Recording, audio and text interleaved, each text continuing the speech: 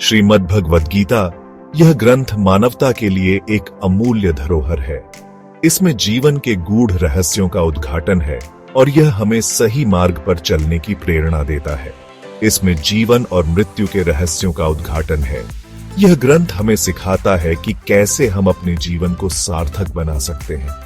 भगवान श्री कृष्ण ने अर्जुन को जो उपदेश दिए वे आज भी उतने ही प्रासंगिक हैं। उनके उपदेश हमें जीवन के हर पहलू में मार्गदर्शन करते हैं।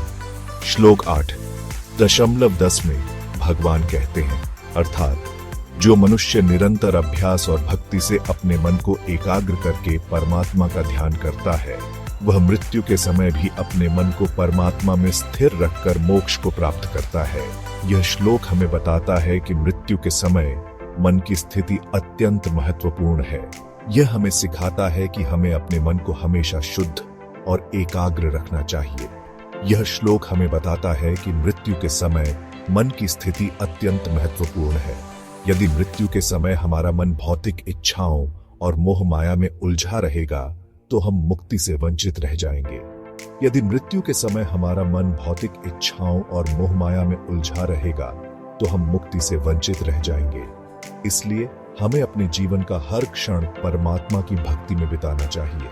इसलिए हमें अपने जीवन का हर क्षण परमात्मा की भक्ति में बिताना चाहिए। हमें अपने मन को शुद्ध और एकाग्र बनाना होगा। हमें अपने मन को शुद्ध और एकाग्र बनाना होगा। तभी हम जीवन के वास्तविक उद्देश्य मोक्ष को प्राप्त कर पाएंगे। तभी हम जीवन के वास्तविक उद्देश्य मोक्ष को प्राप्त कर पाएंगे। गीता का यह संदेश हमें जीवन के हर क्षण को सार्थक बनाने की प्रेरणा देता है। यह श्लोक हमें आत्म साक्षात्कार का मार्ग दिखाता है, जो हमारे जीवन का परम लक्ष्य है। यह बताता है कि मोक्ष प्राप्ति के लिए केवल कर्मकांड या बाहरी आडंबर पर्याप्त नहीं है। हमें अपने भीतर की यात्रा करनी होगी। सबसे महत्वपूर्ण है हमारे मन की शुद्धता, जो हमें सच्चे आत्म साक्षात्कार की ओर ले जाती है।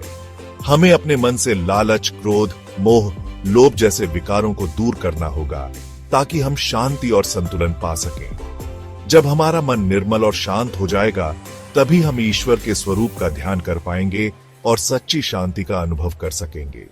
यह ध्यान एकाग्रता और निरंतर अभ्यास से ही संभव है, जो हमें आत्म साक्षात्कार की ओर ले जाता है। जैसे एक तीरंदाज निरंतर अभ्यास से ही अपने लक्ष्य को भेद पाता है, वैसे ही हमें भी निरंतर साधना से अपने मन को परमात्मा में स्थिर करना होगा ताकि हम मोक्ष का द्वार खोल सकें।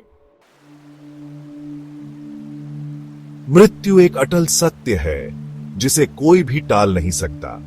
यह जीवन का अंतिम पड़ाव है जहां हर किसी को एक दिन पहुंचना है।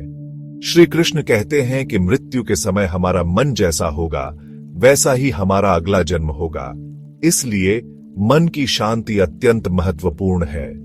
यदि मृत्यु के समय हमारा मन भय, चिंता और मोह से ग्रस्त होगा तो हम दुखों के चक्र में फंसे रहेंगे।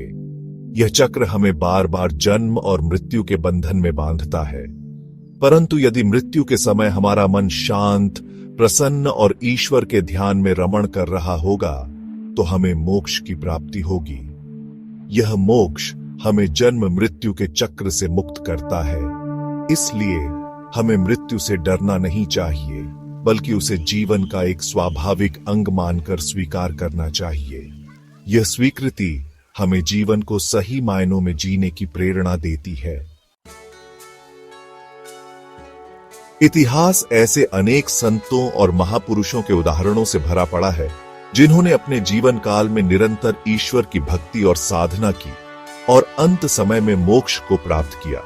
मीराबाई, कबीरदास, तुलसीदास, संत तुकाराम, संत ज्ञानेश्वर जैसे अनेक संतों ने अपने जीवन से हमें यही शिक्षा दी है। ये सभी संत हमारे लिए प्रेरणा स्रोत हैं। इनके जीवन से हमें यह सीख मिलती है कि यदि हम सच्चे मन से ईश्वर की भक्ति करें तो हमें भी मोक्ष की प्राप्ति हो सकती है।